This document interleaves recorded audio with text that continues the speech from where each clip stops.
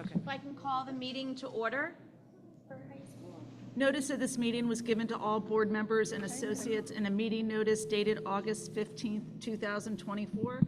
Furthermore, on that date, a copy of such notice was sent to the Times, the Trentonian, and the clerk of the Township of Hamilton. It was also posted on the bulletin board at the entrance to the boardroom in the Hamilton Square Administrative Building.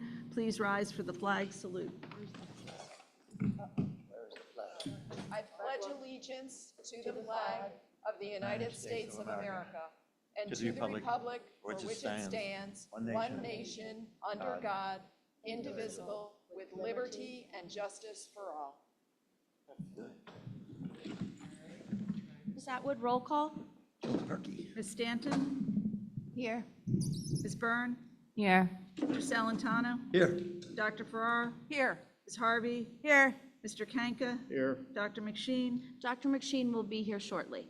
Ms. Soto? She will not be here this evening. Ms. Thornton? Here. We have a quorum. Can I have a motion to go into executive session? So moved. Second. All in favor? Aye. Opposed? Abstain? Motion passes.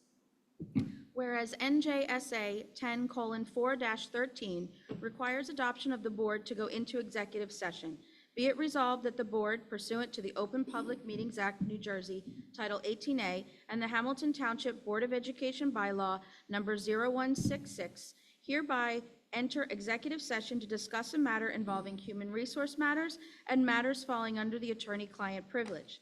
Be it further resolved that the minutes of this executive session shall be made public following formal action by the board and/or at the conclusion of any investigation, due process proceeding, or litigation, so long as not prohibited by law and so long as the need for maintaining confidentiality no longer exists. We're going to the library.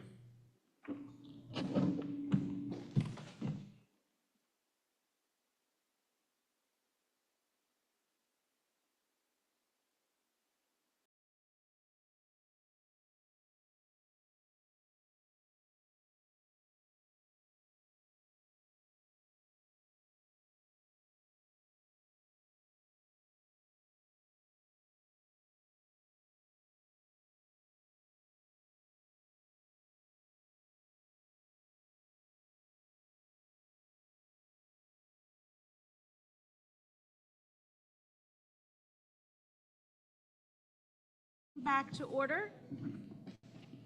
Hello, everyone.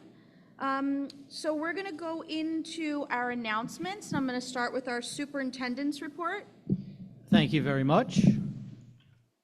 So the sad part about this superintendent's report is for the last 2 months, I've said, I hope you have a great summer. Now I have to say, I hope you had a great summer because summer is over and we've done a lot of work. And you can see just walking in here, the great work that our custodians and maintenance crew and grounds crew have been doing, and they're still doing to get ready for the school year, not just here, but at all of our buildings. So I want to thank them for their hard work. They work in the heat, they work in the rain, they work in really rough conditions. So I just want to thank all of our maintenance, custodians, grounds, facilities, all the men and women that work there, our trades, that make sure over a 2.5-month period that we can get ready to open in September. So again, a thank you to them for the work that they do. Today was day one of new teacher orientation. As of count this morning, we had 108 new hires that were there with us, and during this week-long training, they'll learn about the various departments and initiatives within the district, engage in various technology applications, learn about the evaluation framework, meet in smaller groups with their respective departments, and most importantly, they are welcome to our HTSD family. Included with our 108 new, there were 26 mid-year hires that joined us also that were there part of new teacher orientation. So it was a great first day. Dual enrollment information session, that's going to happen this week. That is on August 28th at 6:30, and 123 of our families have already signed up for the dual enrollment program, getting information with the dual enrollment program that we have with the College of New Jersey related to our AP classes. And a reminder that every one of our AP classes that we offer here every one of those classes are eligible for dual enrollment at TCNJ this year. This, as we announced several months ago, was a tremendous agreement between the College of New Jersey and Hamilton Township. We should be proud of this agreement. It provides an opportunity for our students and our families, for students to gain college credit, and for our families to gain college credit at a reduced rate. So when children go on to college, some of them we have sophomores that start taking AP classes. Some of them will take AP classes sophomore, junior, and senior year, and they take those classes. They then can have the equivalent of at least a semester of classes that are AP classes that are now college credit. So that is exciting. Although my son is a senior in high school this year, it would have been great if it was last year or the year before that we started that. But that agreement was not even thought about. And I want to thank our curriculum and instruction department and the College of New Jersey and obviously the Board of Education for accepting that. But the information session will be the 28th of August at 6:30. Our first day of school is Thursday, September 5th for all students. It is a one-session day. Also, September 6th is a one-session day. All faculty and staff will report on Tuesday, September 3rd. And please check Power School for bus and class information. Bus information will be out on the 30th. The last Superintendent's 62nd summer update for our community went out today. There were 8 of them this summer, and I hope those brief videos were informative.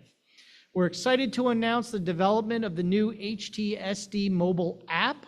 It is coming soon to both the Google Play Store and Apple App Store. We appreciate that some of you may have already posted about this in an attempt to download it, but please don't. It is not ready for prime time yet. Please bear with us as our technology department finalizes the testing of that app to ensure its functionality is seamless for our community. Once it's ready to launch, we'll make a formal announcement and provide the links so you can download them. Every year we publish an infographic, and the 2024-25 infographic is now out on our website and on social media, so take a look at that. It provides a lot of information about the great things that are happening at the elementary, middle, and high school and at the district level. And on the back side of that, you will see where all of our graduates from the class of 2024 are going: college, career, military, trades. And we are celebrating where each one of our graduates is going, and some of them have already started in any one of those 4 options. We have 2 pop-up schoolhouses left this year. We have a pop-up schoolhouse at Layler on Wednesday from 3 to 5, and at Greenwood on September 10th from 3:30 to 4:30. We've already had very successful pop-up schoolhouses at Cooser and Klockner. Food service information. All families are now required by law to complete a school meals application each year. Students in elementary and middle schools will be sent home a paper copy of the application on the first day of school. Please complete that, families. By September 18th, please return the completed form to the school office or complete and submit it electronically at myschoolapp.com. The eligibility for free and reduced program has expanded again, so more students will be eligible. The new law allows parents to firmly opt out of completing an application, and such acknowledgement form will be sent home with the paper application or can be electronically submitted again at myschoolapp.com. We also want to welcome our new food service company, Mascios. They've been at both of our pop-up schoolhouses. They've also been at a meet and greet, and they did a wonderful job. All of the menus are now posted on the district website or can be downloaded to your phone, because they have an app also called NutriSlice. So we will be putting that out in a community update.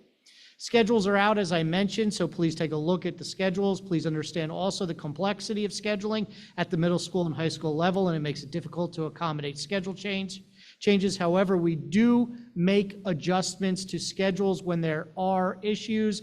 Those issues include the correction of an error in the schedule, including a conflict between 2 or more courses, or a failure to meet a prerequisite course, a recommendation from the child study team, or if a student is repeating a course and is assigned to a teacher with whom he or she previously received a failing grade. Those are all reasons why we'd make adjustments. Also, an adjustment would be made if the schedule is not complete for the student. So please reach out to your counselor if that is a case. And finally, our theme is Every Day Counts again this year, so let's work together to make it a great school year for everybody. And that concludes my report. Thank you, Dr. Rocco. At this time, I'm going to go to our Board of Education to see if anyone has any announcements or reports that they would like to share. I'll start with Dr. McSheen. Not today, thank you. Okay, Dr. Ferrara. Yes, although Dr. Rocco took a lot of my thunder. Sorry. That's okay, great minds think alike. I want to thank the HTA for inviting me to attend the annual picnic lunch for the district's custodians and operations people. And as Dr. Rocco said, these people are the people who make the district buildings sparkle. They move that S word in the winter. They clean up, believe it or not, in places like under the bleachers after football games. And it's actually amazing how much stuff gets tossed under there. They mow the lawn, so I want to thank them publicly. It was great. It's always great fun to go and just picnic with them. I also went to the 2 pop-up schoolhouses that have already taken place. One was at Kluser and one was at Klockner, and it's really fun to see the smiles on student faces when they see their principals and teachers. The big draw at Kluser was the Kluser cat mascot. And finally, a couple of us on the board were talking about how many of our students have to walk to school each day, even in the rain. And in order to make life a little better, the nurse at Nottingham High School has a Donors Choose project, which would help her buy socks for students who end up with wet feet after walking to school. So, and there are other Donors Choose projects, but I wanted to highlight that one because the other thing that we talked about was if schools, when they set up their spirit stores, if they could include umbrellas and ponchos, then we could direct community members who would like to buy a poncho or an umbrella for a student to do so, because again, they walk in all sorts of weather. So, and that's all. Thank you. Thank you, Dr. Ferrara. Ms. Stanton? Nothing this evening. Ms. Harvey? I just wanted to follow up with Dr. Great Ferrara's minds, announcements right? because we attended the picnic together. It was a great event, and I want to also thank the custodial staff for all their hard work. And then from the child's perspective, my children enjoyed going to the pop-up school events. If you haven't gone, you can take your children to any of them, even if it's not your school. They still have fun and they still run into their friends, so it's a great way to ease them back into school. Thank you, Ms. Harvey. Mr. Celentano? Nada. Okay. Ms. Byrne? Not tonight. Mr. Kanka? Nothing. Thank you. So at this time, we're going to move on to our awards and presentations. We do have a presentation this evening. I believe, is it Dr. Altabello? We'll be doing the presentation on our school safety data system.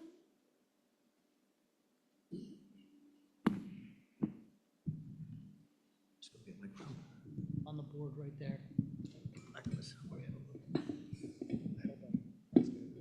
Just go in. Do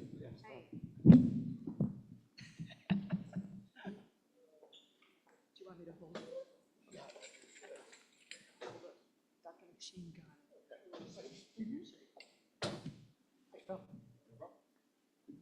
Does everyone see this?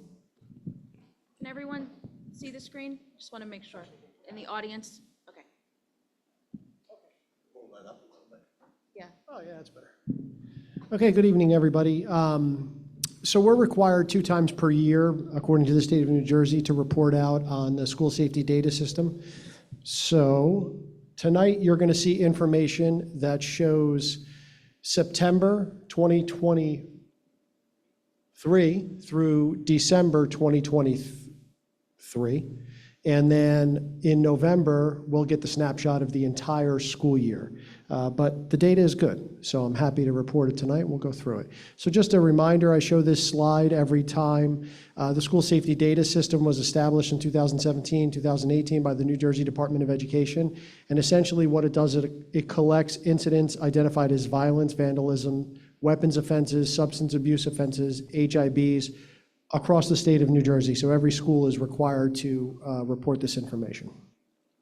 So what you're seeing here, this is not required by statute. We are not required to show you a comparison, but I always like to show you a comparison and give you some information. So we're going to start with this. What you're looking at is the elementary schools. So the 17 elementary schools. I think it's important to note that in the 17 elementary schools, we have 5,830 students.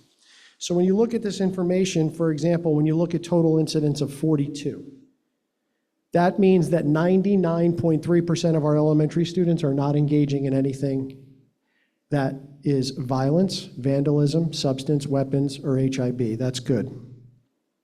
We had 16 issues that we've identified as violence. That's representative of 99.6% of our students not engaging in that behavior. Vandalism was 4, that's 99.9% of our elementary students. Substance was 1, that's 99.9% of the 5,830 students. Weapons were 4, that's 99.9% of the students not engaging in that behavior. HIB confirmed were 18. That means 99.7% of the 5,830 students in the Hamilton Township elementary schools did not engage in any harassment, intimidation, or bullying behavior. And then HIB alleged were 25. Those are ones that were found not to be harassment, intimidation, and bullying. And that says to us that 99.6% of our students in the elementary schools are not engaging in being accused of harassment, intimidation, and bullying. The last two columns are just trainings and programs that we have in the school, and you can see that Mrs. Furlato has worked hard as the district HIB coordinator to bring in trainings and programs. But overall at the elementary school, just based on those numbers with 5,830 students, 99% of our students are not engaging in any of the behavior that requires us to report. We're going to continue to work on that 1% as a district, but this data is good. Moving on to the secondary schools. So these are our middle schools and high schools.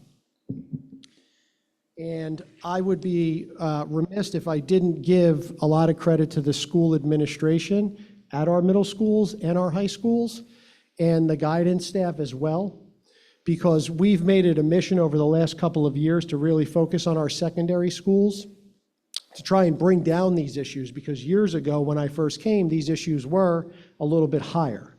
And due to the work of those administrators, I'm happy to report on our secondary buildings today. To give you perspective, we have 6,980 students in the secondary division in Hamilton.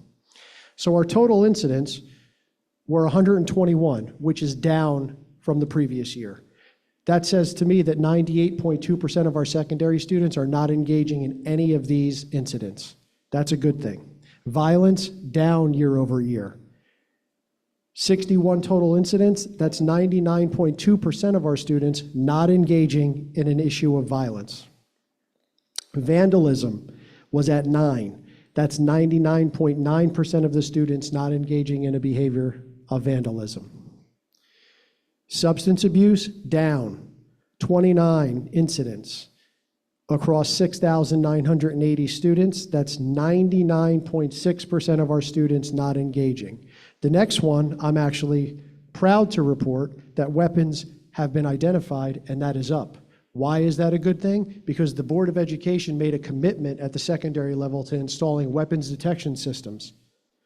That has shown to be very beneficial, as we were able to identify 5 situations last year from September till December of weapons attempting to be brought into our schools. HIB confirmed 17 incidents out of 6,980 students.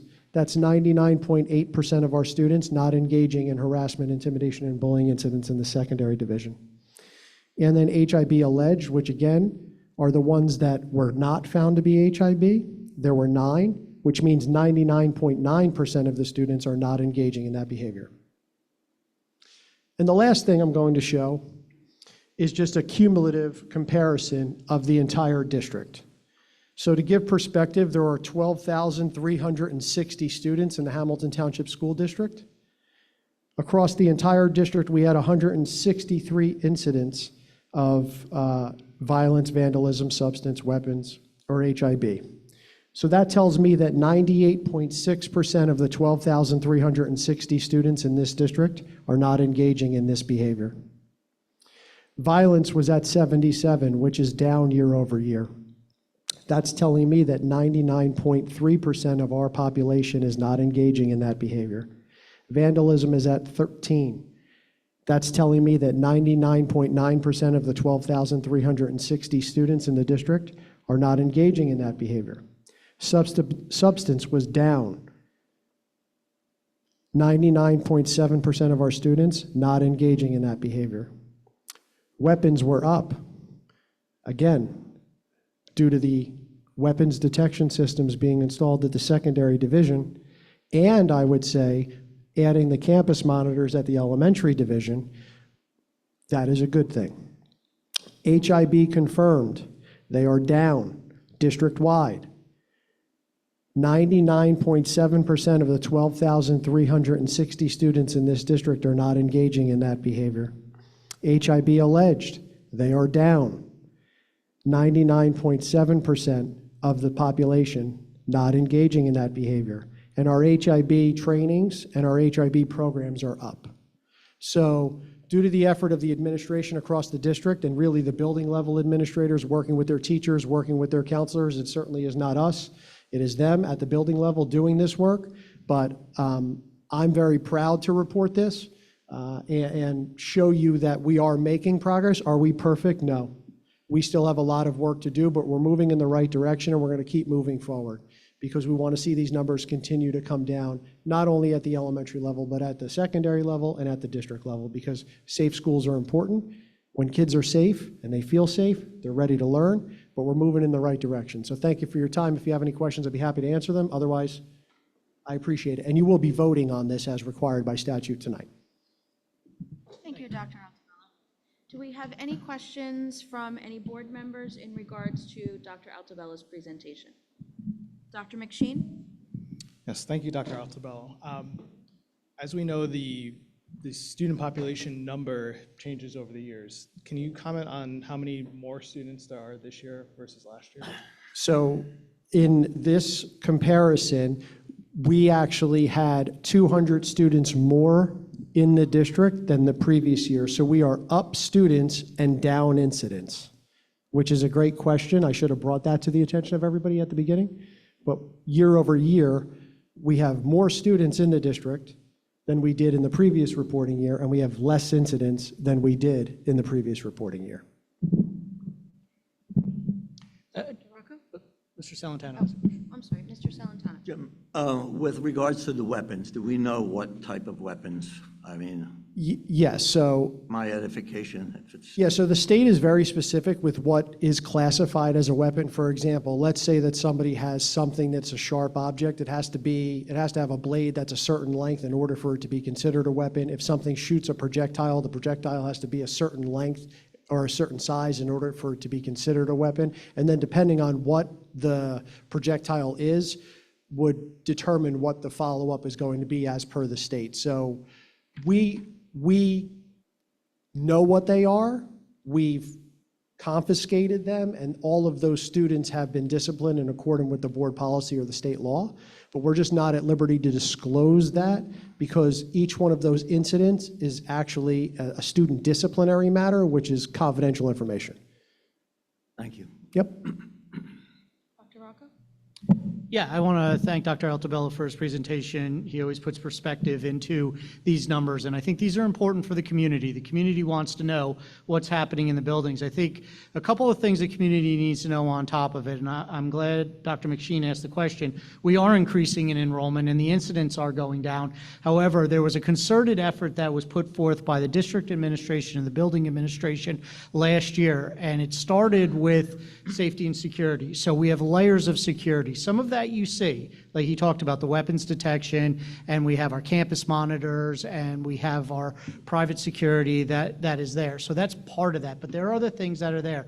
And then on top of it, we also put in place the fact that if you got suspended for a fight, you were suspended automatically for 9 days. That is a very serious consequence.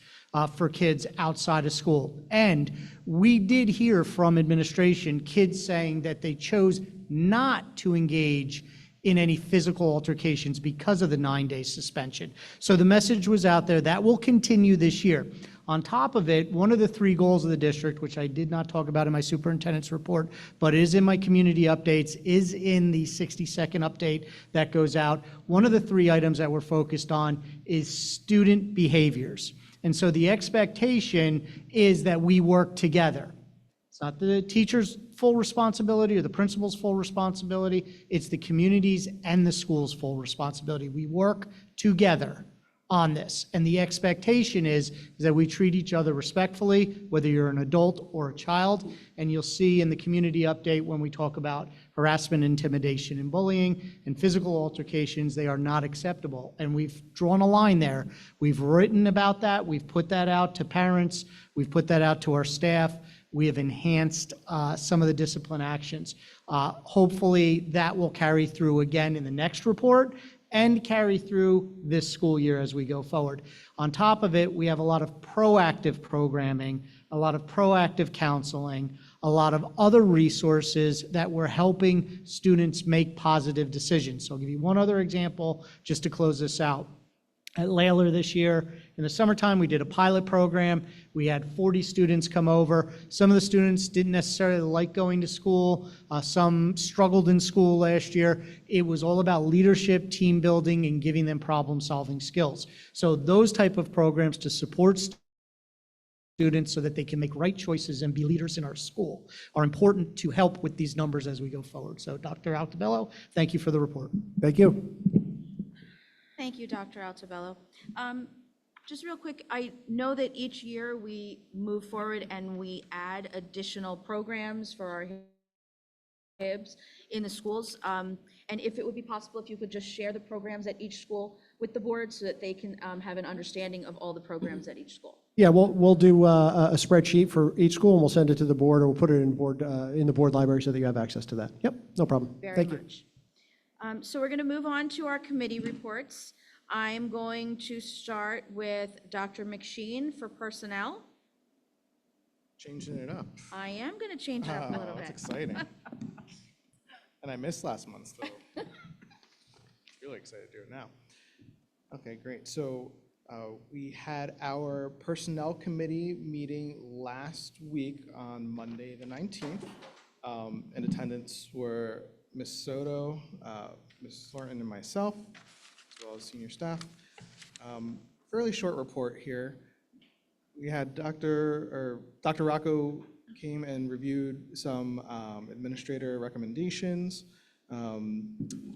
We heard about and discussed the new job adoption, which is on the agenda as personnel item number 20. This is the secretary analyst level 1B job, which sounds like it's kind of driven towards the data monitoring and implementation within our district. We also heard from Ms. Ferlato about the New Jersey School Counselor Association evaluation, which essentially is the change in evaluation that is proposed to be implemented today for counselors. And that is it's mentioned as part of curriculum and instruction agenda, item 14, I believe. We reviewed multiple updates on candidates who are on the agenda tonight, as well as we kind of zoomed out a little bit and had a brief discussion on kind of a need for a better understanding of upcoming financial needs in the current job market, which I think is an ongoing conversation in our group. And we'll look forward to implementing that a little more. That's it for personnel, and if I may give the brief report from DCR. Yes, please. So DCR is the District Community Relations Committee, and I know we have our chair here, Lady Cassandra Hodges-Jones. Hi. And this report's from her. DCR is excited for the upcoming school year. We've already attended 2 of the pop-up school events at Cooser and Klockner. DCR is looking forward to reaching more families and community stakeholders at the last two, which are at Layler on the 28th and Greenwood on September 10th. We do have subcommittee chair and co-chair vacancies, and anyone who's interested in joining the DCR as a general member or as a chair, please email dcr@htsdnj.org. Thank you. Thank you, Dr. McSheen. Do I have any questions in regards to Dr. McSheen's personnel or DCR committee report? I just have a question on that title of the new job, what it means, why it is. So we will absolutely get that. I think that that's more of a question under the agenda when we move Okay, it so that that's we can fine. discuss it. Yep, that's fine. Thank you. Any other questions? Okay, so Dr. Ferrara, would you like to, curriculum and instruction report, please? Absolutely. The Curriculum Instruction Committee met on Monday, September 19th, and Ms. Stanton and I were present. Last month, I spoke about the new math program being used this year, and the majority of the student and teacher materials have arrived. 97 members of the district's instructional staff voluntarily came in for an overview training with Mr. Scotto, and I would like to thank those teachers for giving up some of their summertime so that they can hit the ground running with students.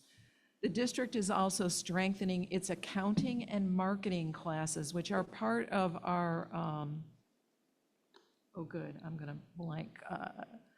Help me here, Dr. Rocco, CTE. What's the C? It's not it's career, thank you, career train, oh, forget it. It's CTE program. It's our accounting. Education. Yeah, thank you. Career Technology Education. I think I need another cup of coffee. And so in that movement to strengthen these, we're going to adopt textbooks and some curricular revisions tonight. A committee of teachers representing all three high schools selected the textbooks from a number of offerings. They worked to make the needed curriculum changes. And one of the highlights of the new text and curriculum is there is more of an integration of writing assignments. The textbooks are being asked for approval. They're listed in motion 16, and the curriculum revisions are in motion 17. Next, the district is required to answer questions from the New Jersey Department of Education about the district's 3-year plan to address the needs of multi-language learners. And the document has been filled out. We just have to approve it. That's motion 12. District funds coming from ESSA, which is Every Student Succeeds Act, are listed in motion 13. Board members and the community can see the title, monies, and the amount under that motion. Board members who read the minutes for our committee meeting noted that the committee had a discussion on tweaking two different policies, which one addresses class rank and one which addresses district grading. Ms. Stanton and I asked the administration to table those policies and to bring us suggested changes to our committee next month. We really felt that the policies should not be just tweaked by a paragraph, but looked at in a broader context. Ms. Ferlato spoke to us about the changing the evaluation assessment for the district counselors that Dr. McSheen just referenced. The counselors have traditionally been evaluated under the Danielson model. However, the district has access to a counselor-specific evaluation framework that is developed by the New Jersey School Counselors Association. There's no cost for this change. It's motion 14, and it just specifically asks the board to accept all three evaluation frameworks for the district, and only the framework for the counselors is changing. And with that, I'm turning over the reporting of the committee's special education topics to Ms. Stanton. Good evening, everyone. There are a few new programs and materials being adopted by the Student Services Department for Special Education that we will be voting on this evening. At the high school level, it would be the Lexia Voyager program for the LLD classroom. This is a literacy program. At the high school and middle school level, for the resource room, they will be adopting the IXL program for both ELA, English Language Arts, and Math as a supplemental material. And in the elementary school resource rooms, all McGraw-Hill SRA programs. It's going to be the SRA Reading Mastery for K through 2, the McGraw-Hill SRA Corrective Reading for 3 through 5, and the SRA Numbers World for K through 5. Those are listed as numbers number 3 through 7 on the agenda under C&I. Thank you.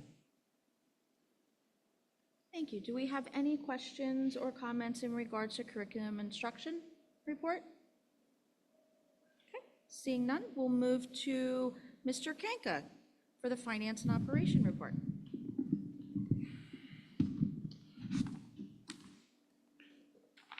Good evening.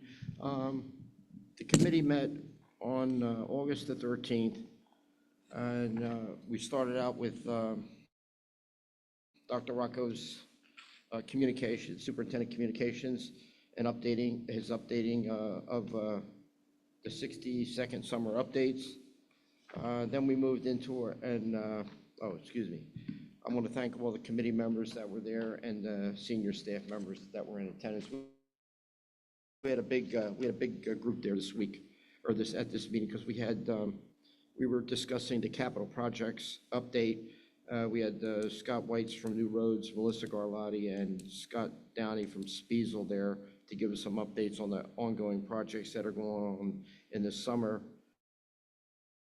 As you all know, that we have very, very limited time to get this work done, really 2 months. And as you all are aware, I requested that an updated project status chart is online for the community to review. And we talked about, we didn't talk much about the projects that are on schedule, because the majority of them are on schedule, but there are a few that have fallen behind at nobody's fault, other than we're waiting for equipment to get in here. The first thing we talked about, the delay in some equipment that was being delivered at the Wilson University Heights HVAC project. Those pieces of equipment were supposed to be delivered this week or last week, and they are here, and we're expecting those to be installed and ready for startup prior to school opening. So the reason why they were on a delay is because they fell beyond the timeline that was originally discussed in the beginning of the project. We talked about, we moved on to another item, the Crockett classroom conversion D3 and D1.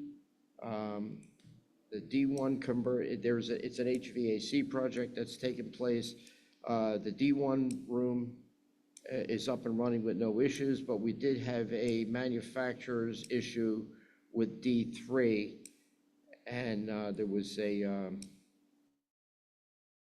leak in the HVAC unit right out of the factory, and I believe they're still working on getting that piece of equipment replaced, hopefully before the school year starts.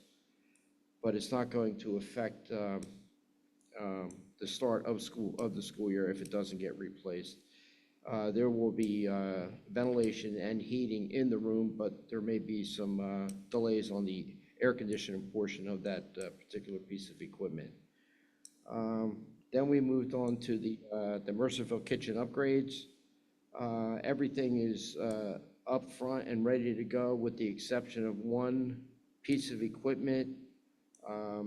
It's a front cabinet section that has hot and cold wells. It's scheduled to be delivered, actually, I think it says here today, so I don't even know if it came in yet. It didn't come in? It was supposed to be delivered today, but that is not going to hold anything up other than the hot and cold wells will not be available if it doesn't get here, but it is scheduled to be here this week. Then we spoke about the high school labs and upgrades to the media center. Casework's all been installed. There had to be some piping replacement done in the west lab room areas. It was apparently, some pipes had to be removed and sealed off until the replacement can be completed. It happened to be a couple vent risers that went out through the roof that were in terrible, terrible shape internally, which couldn't be seen by the naked eye, but when somebody touched them, they sort of disintegrated. It's almost like termites in your house. You don't see nothing until you touch it. So that project is ongoing and is as a work in progress. The auditoriums in the 3 schools, it's on the chart that there's a delay in the, I'm sorry, just on 2.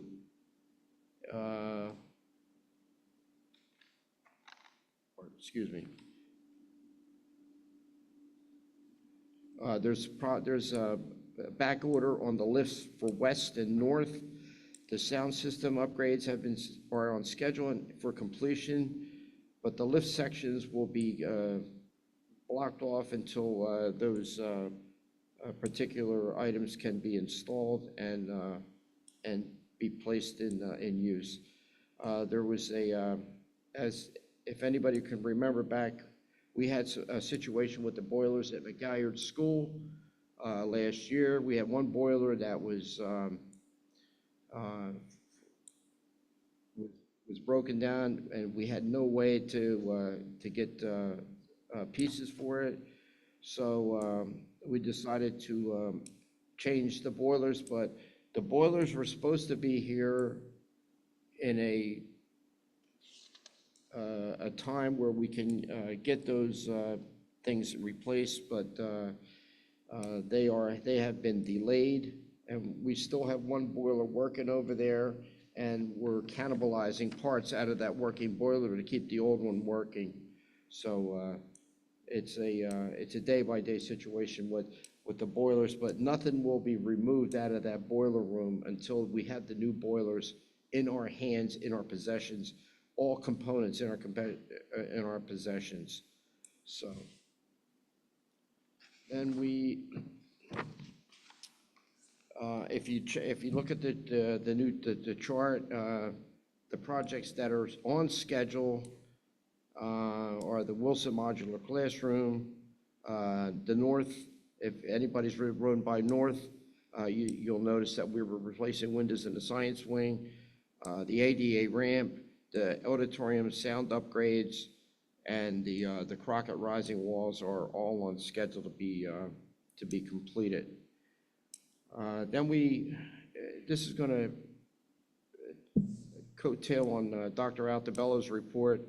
The board and the administration are working together to secure electronically unsecured doors in the district. It was brought up by the committee, the administration, Dr. Altabello, him and Jim O'Boyle went around. They did an inventory of what doors are locked but not electronically secured. And we're going to start a pilot program to get 2 of the schools done this year, and the remaining will be a bid award that will go out for June of 2025. And I believe 135 or so doors, was there? Across the district? Across the district. At the exact number, I think it was higher than 135. There was quite a few doors, even though they're locked, they're just not electronically secured. So we're going to electronically secure all of them. I think the important part is that it's not just electronically securing them, but electronic monitoring. And they'll be monitored. For all of the. Yes. So, and that's, all the doors that were people going in and out, you have to have a card swiper to get in and out, but there was quite a few doors that were not,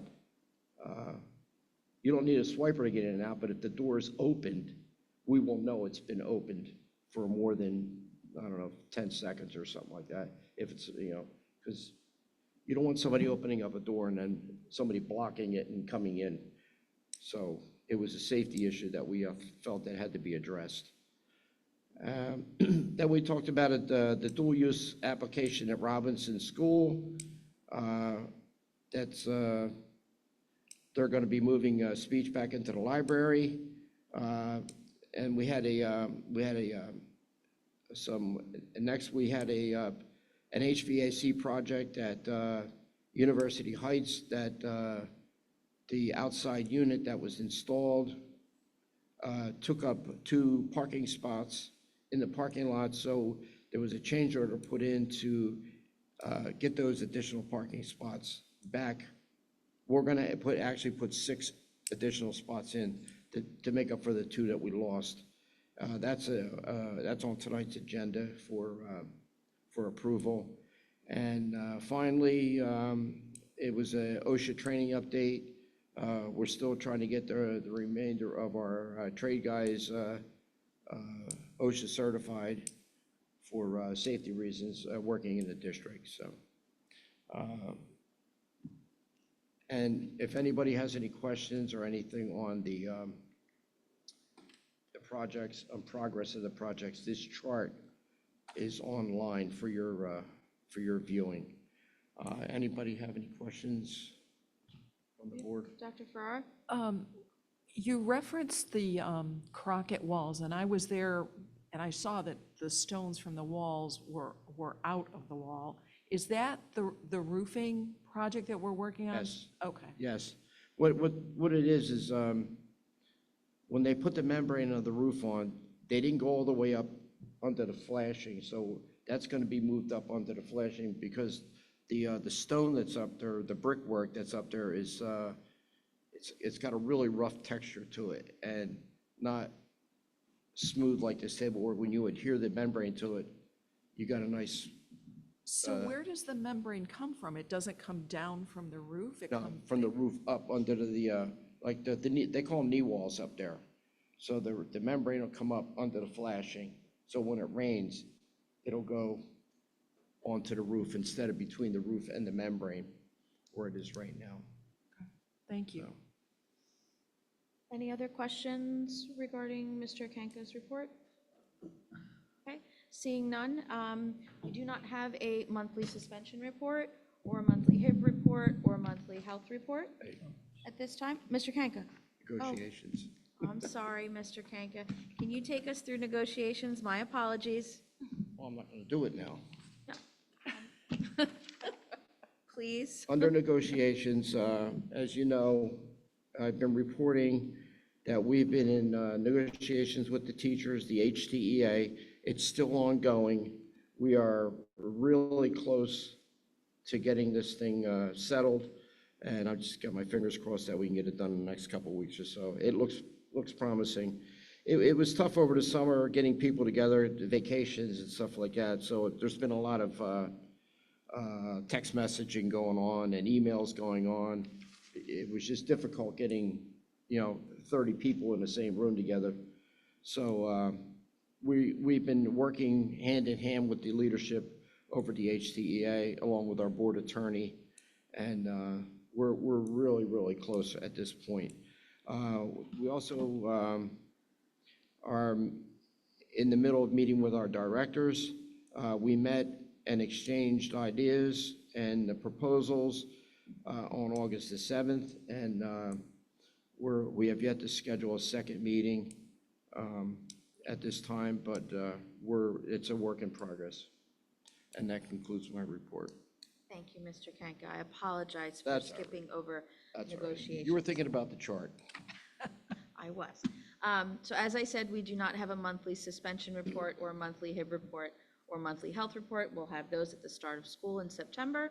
And at this time, we're going to move to hearing of the public on agenda items. And we do not have anyone signed up for hearing of the public on agenda items. Okay, seeing that, we will close that portion of the agenda for now. And we will move on to, so I'm actually going to move the agenda around a little bit. I'm going to start with personnel items, if I can. So Dr. McSheen, can you take us through personnel agenda? Sure can. We will say, okay. So on the recommendation of the superintendent, I move personnel items 1 through 20. Second. Okay, do I have any questions or comments in regards to personnel agenda items? Mr. Kenka, I'll start with you. No. Ms. Byrne? Personnel, correct? Personnel first, yes. Yes. I'm sorry I moved it around a little bit. I just wanted to start with personnel this evening. I did have a question, motion 17, what is that exactly, New Jersey Stride? If somebody can explain that to me, what the agreement is, because it looks like we have some kind of. Yes, payment. sure. I'll start, and Dr. Copeland can fill in with anything that I miss or don't state accurate here. New Jersey Stride used to be CJ Pride, and it is a longstanding consortium of school districts across the state now. Used to be Central Jersey, so that's where the CJ came from. And it is a consortium for recruitment. It typically and originally was designed for the recruitment of diverse educators, but it is open to any educator to come to the recruitment fairs. They've had recruitment fairs every year. They have been well attended all over the state. Large group of school districts, which draws a bigger crowd for a recruitment day.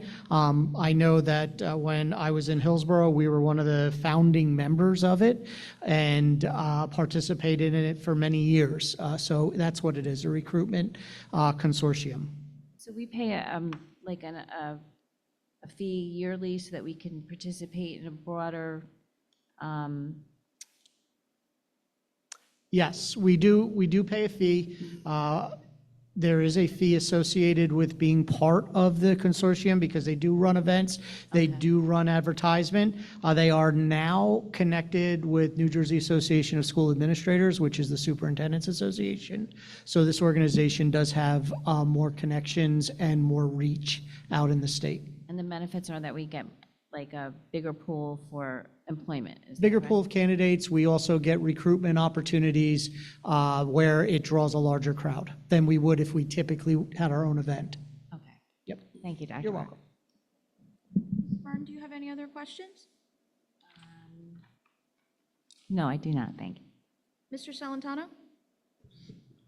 On number 20, the new job description, this title that had to be approved by the Secretaries Association, am I correct? Or was it there before it was approved? Okay. So what I don't see here is, do we have an idea what the salary is, unless I missed it, unless you talked about it before? There is just correct me if I'm wrong, Dr. Copeland, there is a salary guide associated with this as part of negotiations with the last time we negotiated with the Secretaries Association. Okay. Now, is this going to be multiple positions or one position? Because I would think that if it were a position where a person could apply for it to move up, I would think there's going to be more than one. Right now, I believe the intent is it's going to be a shared position between the business office and student services, because that's where a lot of this work can be done. But I'm going to let Ms. Atwood just provide a little more detail associated with that. And that's correct, that's what we budgeted, was this year's budget was one of these new positions and shared between both MARTA's and my office, primarily focusing on and almost be self-funding itself with the program where we get reimbursements. So we saw the immediate need for that, but the intention is that if other offices need these type of positions, they could, if we budget for it, we would hire it for them. Yeah, Is and the that other correct, question Marta? here is, thank you. The other question here, it reports to a district level administrator. Is that Will be someone specifically? Katie and Marta. for this one, yes. Okay. That's it. I missed that, so they report to, Katie, Yes. Marta. Okay. Mr. Salantano, any other questions under personnel? I can look at my paper backwards here. Come back to you if you'd like. No, that's fine. No other questions. Okay. Ms. Harvey? A follow-up on Mrs. Burns' question.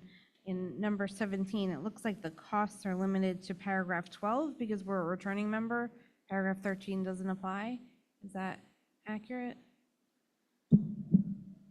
Yes, I believe the initiation fee or initial fee is outlined in paragraph 13. If you're a reoccurring member, which we are, it's paragraph 12. And that's the only cost we would incur. That is correct. Ms. Harvey, any other questions? No, thank you. Ms. Stanton? No, thank you. Dr. Farrar? Okay, now I just want to know why it says Secretary Analyst 1B. Is there a 1A? Is there a 2C? I just curious as to how that It's title based on came the about. salary guide, a 1A, 1A, 1B. 1B. And an analyst as opposed to an administrative assistant, as opposed to a secretary? Yeah, it was termed that as part of negotiations based on the work that the individual will do. And that's how then the job description was developed. And so what's the difference between a 1A and a 1B, other than a letter? They're placed on the salary guide and what they get paid. 1A is just secretary, 1 and 1A is secretary, the analyst is 1B. Got it. Okay, thank you. I have Other a question. questions, Dr. Farrar? Nope. I have a question on that. Okay. Dr. McSheen, would you like, okay, deferring to Mr. Kanka? That job description can be used not just for this one particular job, it can be used for multiple things, right? Yes. If somebody needs a system analyst elsewhere, you're gonna use the same job description. Correct. Yes. Dr. McSheen? Yeah, sorry, I might have missed it before. Can you remind me the change to the calendar that we have going? Let me just bring that up for everybody. So we do have a calendar committee this year. We did go over all of this, but the day that we put originally to have off was the 2nd. It is the 3rd. And that is the 2nd at sundown is the beginning of the celebration of the holiday. So it's the 3rd that will be off. And that's October 3rd. That is correct. Thank you. Any other questions, Dr. McSheen? It's a Friday, right? So- That is it. Okay, so I would like to recognize our retirements this evening. We do have 2 retirements. We do have a retirement Vice Principal, Hamilton High School East here at Steinert. 25 years service to Hamilton, Dwayne Robinson. An Educational Assistant at Hamilton High School West, 16 years service to Hamilton, Denise Laurenti. We wish you all the best in your retirement, and we thank you for your dedication to Hamilton.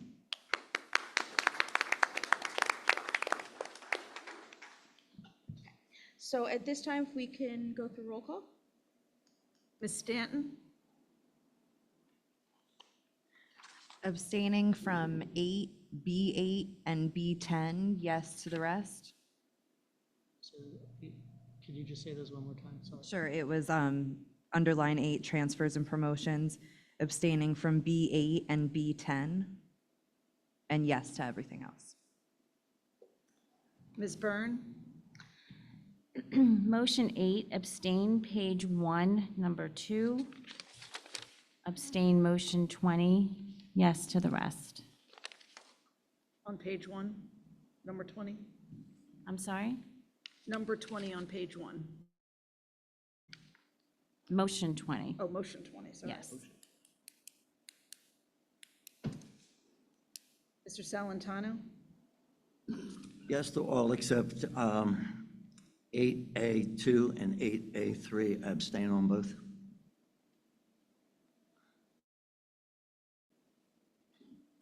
Dr. Farrar? I am abstaining on 3A2 and 14A20. Otherwise, yes to everything else. Ms. Harvey?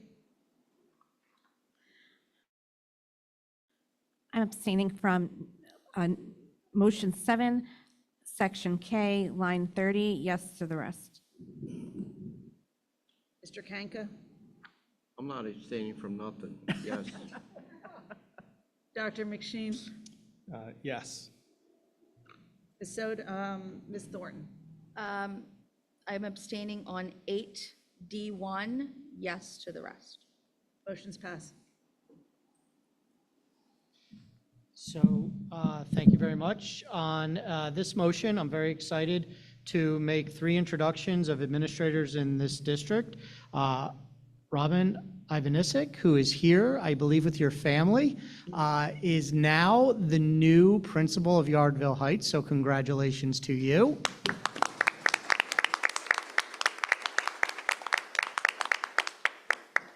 Erin Blue, I think she is here, and she is our new vice principal at Steinert, so congratulations to you. And I believe I saw Matt Pinero here. Is he here? Matt is now our supervisor of operations, so congratulations to you. And I believe each of them is starting their job tomorrow. So I say that in a way that if you want to go home and relax a little bit before you got to get stressed out about stuff, you are welcome to leave. But thank you for coming, and congratulations to all of you. Well deserved.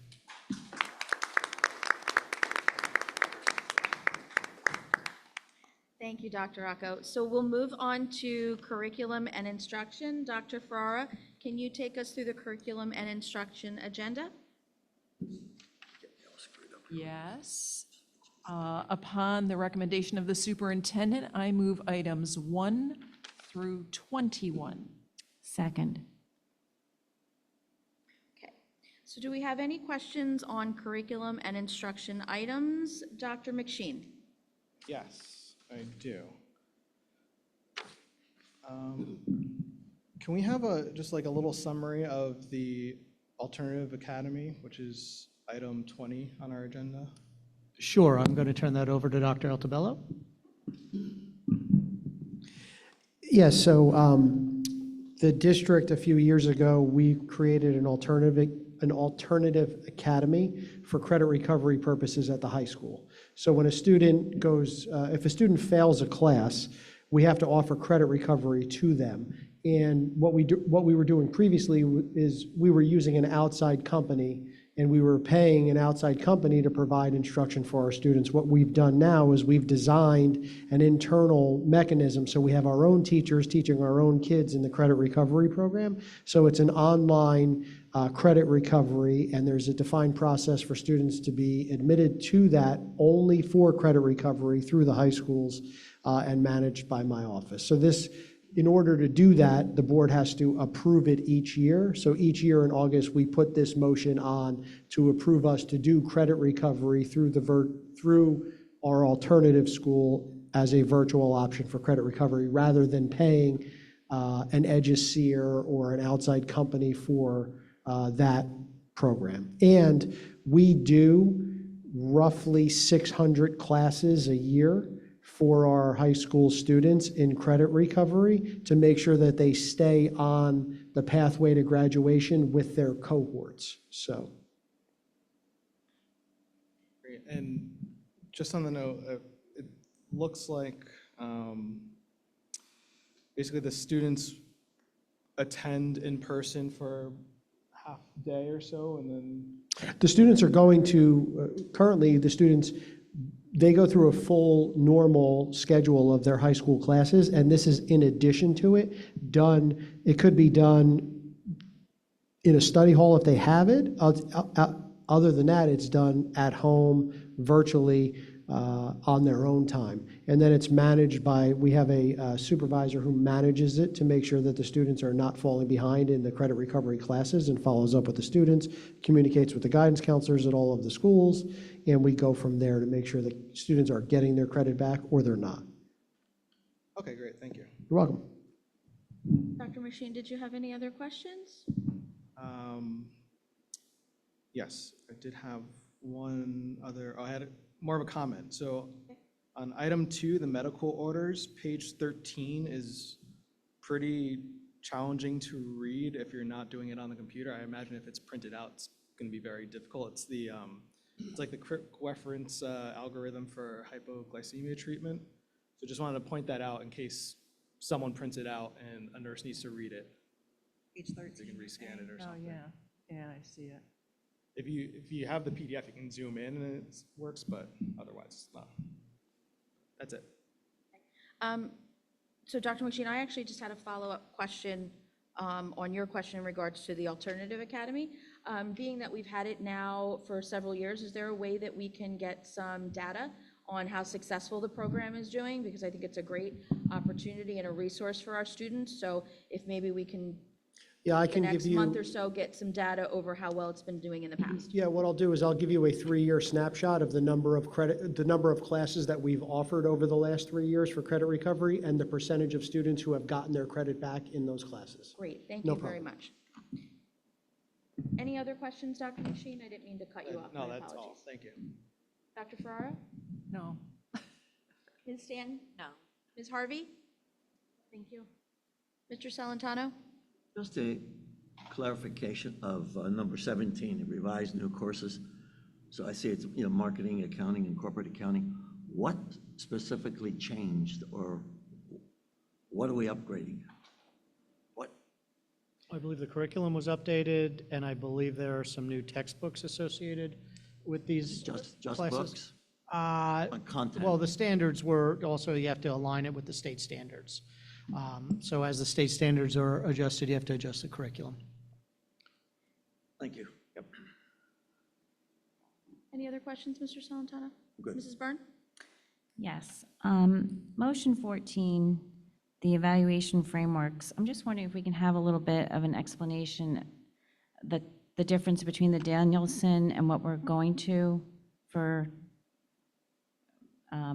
evaluations and why we're switching. So we are staying with Danielson. So years ago, I don't even remember how long ago it was, the state said we had to pick one of 4 observation models, or we could create our own as long as it was approved and met certain standards, and the state approved it. Danielson was one of those, and we've had Danielson here ever since. So we are keeping that for our teachers. That's not changing. Also, the administrator is very similar to the Danielson model, so that's staying the same. The changes with the counselors, because really the Danielson model for teaching evaluation is not comparable to the work that the guidance counselors do. So we're going to be changing to that model that is more relevant to the work that the counselors do every day. Easier is not the right term, but more relevant in the evaluation, so the feedback is more beneficial for the counselors. Okay. And I see here we're doing a guidance for remote learning.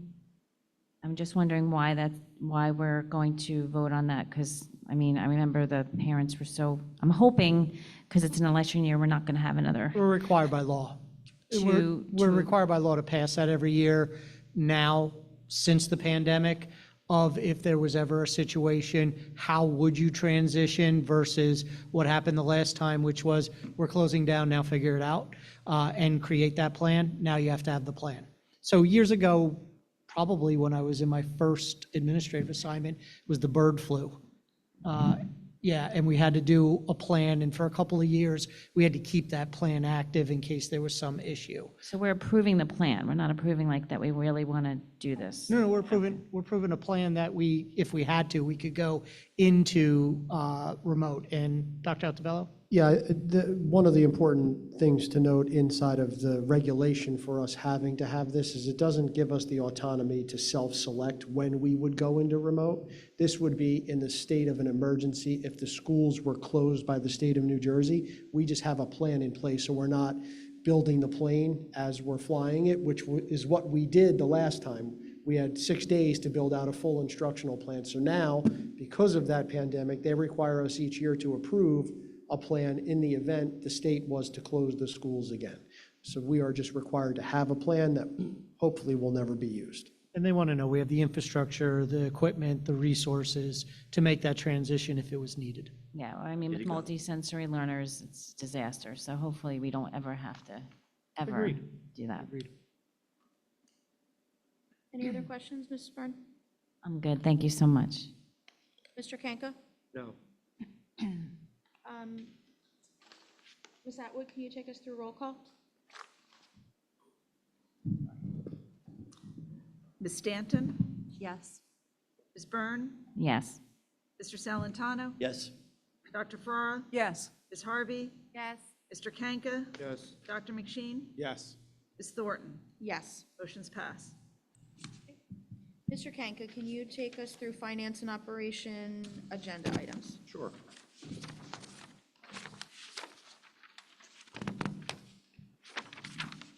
Upon recommendations of the superintendent, I move finance and operation motions 1 through 17. Second?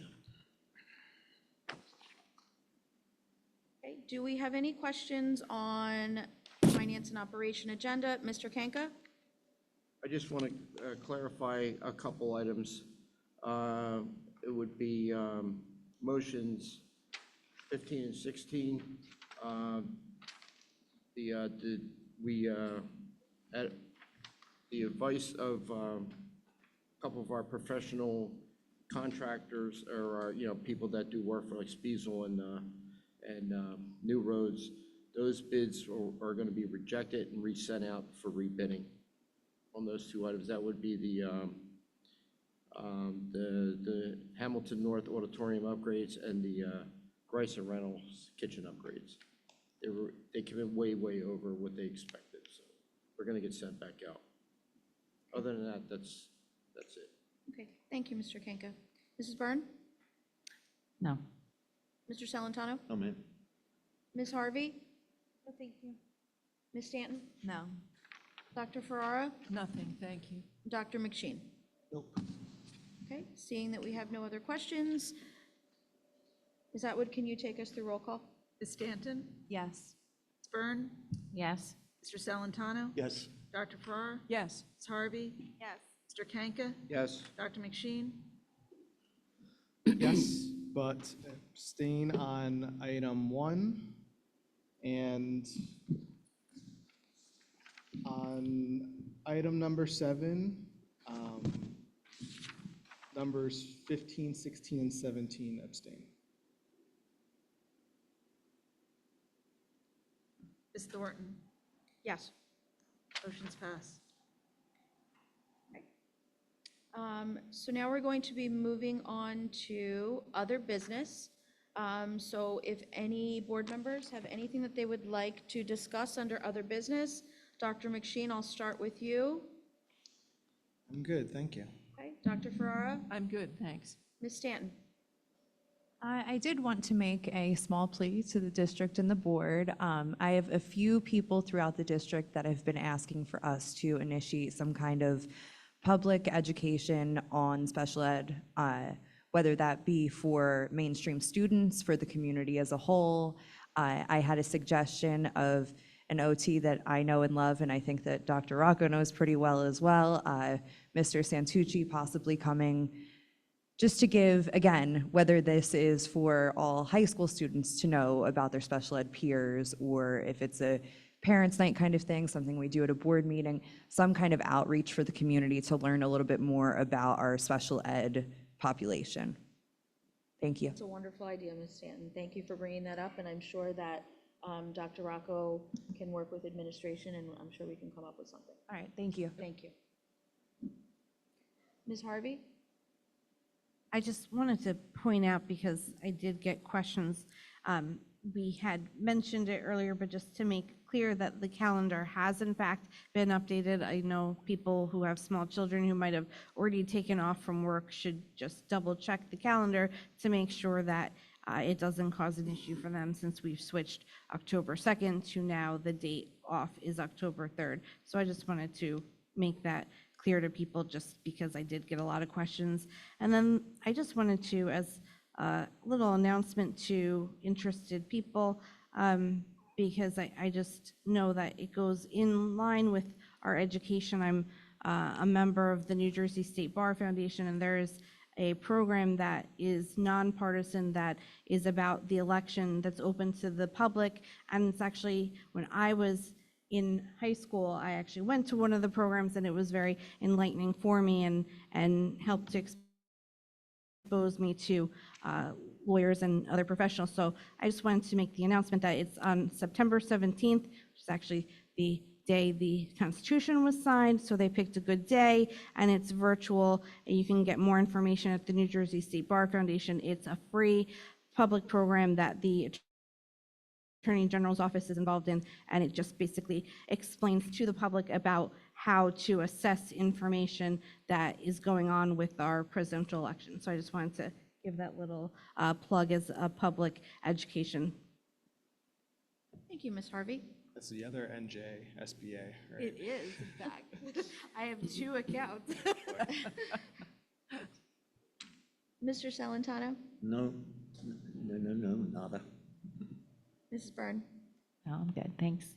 Mr. Kanka? Just one reminder to the public. When you're registering your children in the district, please fill out the free and reduced lunch forms. Even if you don't think you're eligible, you may be eligible. Because if you go through half the year and find out that you're eligible, we can't get that money back. It gets lost into the big black hole. And then what ends up happening is it's going to have to come out of our surplus to make up the difference, which means we have our surplus is decreased, which means programs could get decreased. So please fill out the forms. If you get denied, you get denied, but you never know. You could get accepted. So just do it. Good point. Thank you, Mr. Kanka. Ms. Thornton, can I take back my no, I don't have a comment? Yes, Dr. Farrar, do you have something that you would like to Well, it just sort of discuss occurred to under other me. business? Yeah, it just sort of occurred to me that school opens a week from Thursday, and we all have to start mentally thinking about kids are going to be on sidewalks, kids are going to be on bikes, buses are going to be on the routes, and just everybody needs to slow down and not pass cars on the right and be respectful to our crossing guards who try to get kids across, like Route 33, all of those big places. So if we just start mind shifting right now, by next Thursday, maybe we'll be okay. And I'm actually going to add one to that. Whenever we are dropping off our children or picking up our children, let's all be mindful that a lot of our schools are in neighborhoods, and let's maybe try our hardest not to block anybody's driveway while we're waiting to pick up our kids or anything like that. Let's just be mindful that we're all in the neighborhood and just be kind, okay? So if there's nothing else under other business, I will move to hearing of the public on school-related matters. I do have 5 individuals signed up. So when you come up to the microphone, please state your name and your address for the record. And you do have a 4-minute timeline. Please, bless you. Please adhere to the timeline. And I'll start with Alexander DeFalco.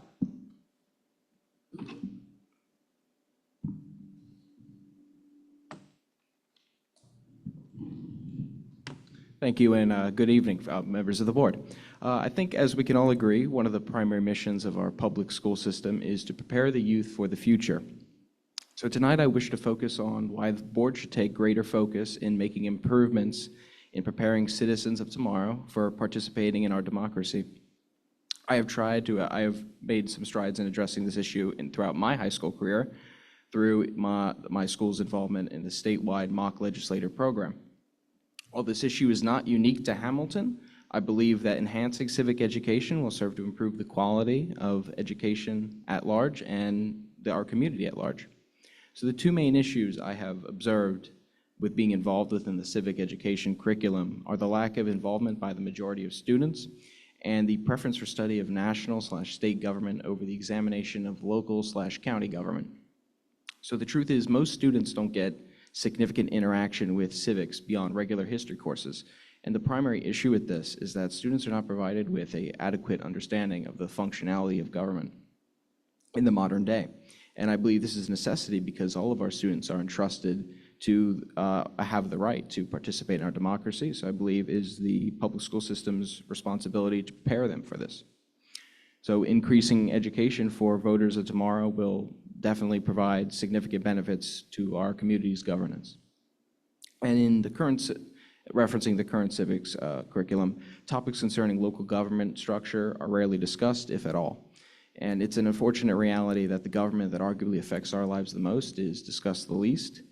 So, and education educational topics like what form of government our town has, how the legislative and executive functions of our town operate and are carried out, and the concept of home rule and many more should foster civic virtue in our community. And thank you. Thank you.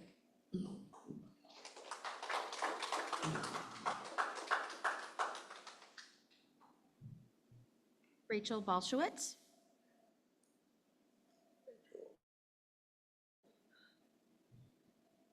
Rachel Balsowitz, 72 Acres Drive. I'm here just for a public announcement, a reminder that our Board of Education election is happening this year. There are 3 seats available, and the Hamilton Township Community Supporting Education will be sponsoring an event on Monday, September 9th from 6 to 8 p.m. This was previously held at the library, but we have outgrown that space, and due to sponsorship from the HTEA, we will be at the Knights of Columbus. Again, there are 3 seats up this year for election, so please pay attention and come out and have a meet and greet with us and the candidates. Thank you. KFC on Clockner Road. Correct. Is it going to be broadcast? I believe so. It has in the past. We've done a live feed on Facebook. We've had some technical issues with that. Hopefully, those will be worked out at the new venue. Anything else? Thank you. Thank you. Mr. Salentano, you said that's on Clockner, right? Yeah. Okay. Right by the There's bridge. one like in, well, I should have thought, there is one in Robbinsville, one on Clockner. Right. It's right by the overpass. Isn't it by the thank you. recycling center? No, Right right, it's kind of across. if you're at Nottingham High School, you make the left at the corner and it's up like before you go over the hump. Yeah. All right, Right thank you. across in the pet cemetery. Yeah, right by the PSC&G. Okay. PSC&G is on one I think it's side, right, yeah, I think you're right. and on the other side of the bridge is the Knights. Thank you. John Muka.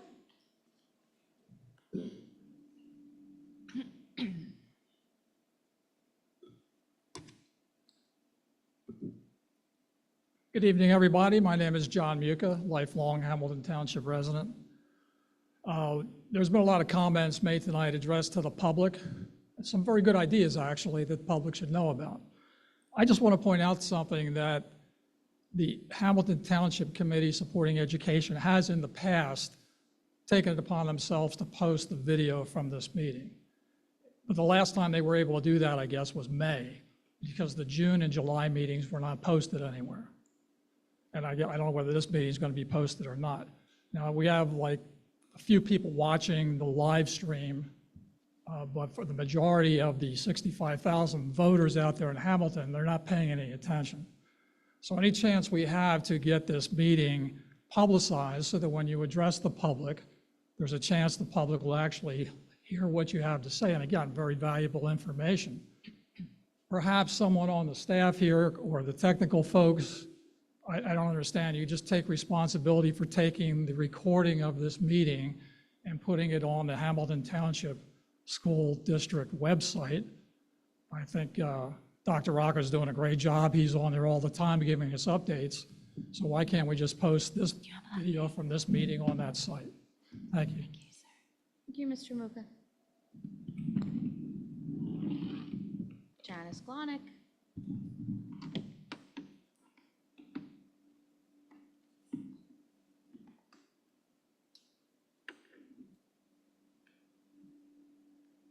I love how they make these things so tall. Janice Glonick, 432 Trinity Avenue. I wasn't going to speak, but I knew you would be upset if I didn't say something. I'm just going to say that I am disappointed that the cursive writing didn't follow through in the 4th and 5th grades like I had suggested. And it's really a necessity because I was visiting my student teacher who I taught how to teach 40 years ago, and she was saying how last year they went to vote and an 18-year-old came in and could not sign his name, did not know how to write his name, and they wasted so much time trying to get a signature out of him. So it is very vital that we do teach the cursive writing in 3rd grade, which we are, but then also to practice throughout the year. But then I had suggested that we have a sentence, we could even do it every other week. For a half hour, write a sentence that was printed, read a sentence that was written. These kids are going to come across specially written stuff along in their life far more than a lot of the things that they are learning, like in science and all that jazz. But it really would be vital to them because They don't want to be embarrassed when they're grown up and somebody hands them something written and they can't read it. I mean, it is very necessary. You're going to come across it in your life forever, and be able to write your own name is very important. So I would think it's very helpful if we reconsider this down the road. And, even if it's like just once a month in 4th and 5th grade, write this sentence and the teacher corrects it. Read this sentence and write what it said and print what it says, so they know how to do the cursive writing, write it and read it. Thank you. Thank you, Ms. Connick.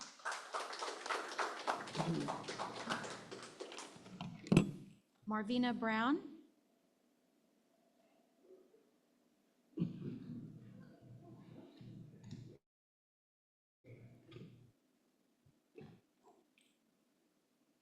Hello and good evening, everyone. My name is Marvina Brown. I'm with Layla Elementary School PTA. Can everyone hear me okay? Oh, yes, okay.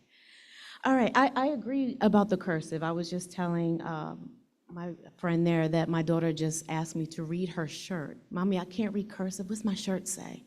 So, either I feel like we teach it or we don't, but if we're hanging in between, we should learn it. That's just my opinion. What I really want to discuss tonight, just a few things really quick. I appreciate the comparison data on the bullying and the violence in schools. However, a lot of instances are not reported. I repeat, a lot are not reported. I don't know why. I guess they figure it can be managed in-house. So in order to kind of circumvent the whole issue, I'm suggesting that possibly sponsoring some type of mental health, some problem solving, some coping skills for our elementary kids. They don't know how to manage their emotions. A lot strike out, a lot bully. It gets really mean. And I'm president of PTA, I'm here with the vice president, and we get to meet a lot of the community, a lot of the students, and get to really hear what the parents are chattering about. So we hear a lot of things that go on in the school that don't necessarily reach this forum. So that definitely is a big concern. Another thing was the new food service. I'm excited about that. I've been emailing with Aramark about, we have a lot, being PTA, we feed the kids a lot, and we are aware of a lot of allergies. And we just don't have that type of thoughtfulness or consideration in the meals that are provided. A lot of times the free lunch is great, but the kids can't eat it. There's a lot of wheat, there's a lot of milk, there's cow milk. We have a lot of fruit allergies, just to kind of maybe mix it up a little bit and add some more variety to feed our children. A lot of them cannot eat it.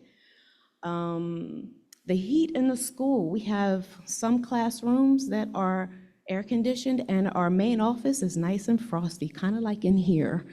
But the hallways are steamy. My kids come home, well, my one kid, my other one had an air-conditioned classroom, but he's clammy, he's flushed, it's hot, it's hard to learn when you don't have air in the school. And on hot days, schools that don't have air conditioning, I think it's kind of cruel for kids to have school and have to sit in there.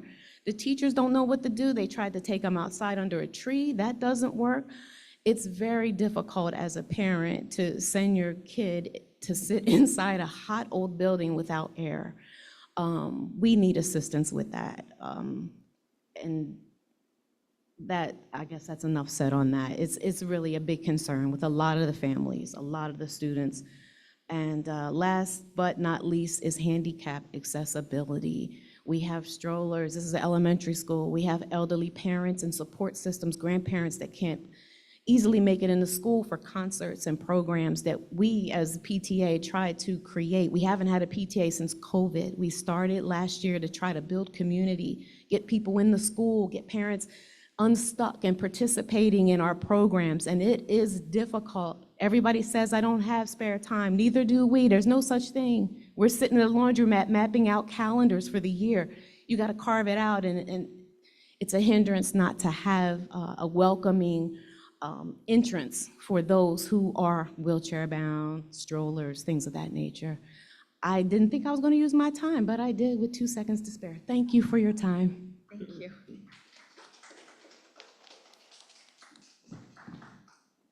So that does conclude our hearing of the public. Before we move to adjourn our meeting, I just wanted to echo the sentiments that my fellow board members and Dr. Rocco have said this evening. It takes so much over our summer months to get our schools ready. We are about a week away. It's right around the corner before the doors open for the 24-25 school year. And I just want to again thank our custodians and our facility staff for all their hard work over the summer, our administration staff at each school, central office, secretaries, guidance counselors for working so hard to get schedules ready and programming and everything. And Dr. Rocco, thank you to you as well, because without everyone working together as a team, we wouldn't be able to open next week. So I want to say thank you. I wish everyone the best school year. Enjoy the last few days of summer before school opens, and we'll be at back to school night before you know it. So can I have a motion to adjourn? So moved. Second. Thank All you. in favor? Aye. Aye. Opposed? Abstained? Motion passes.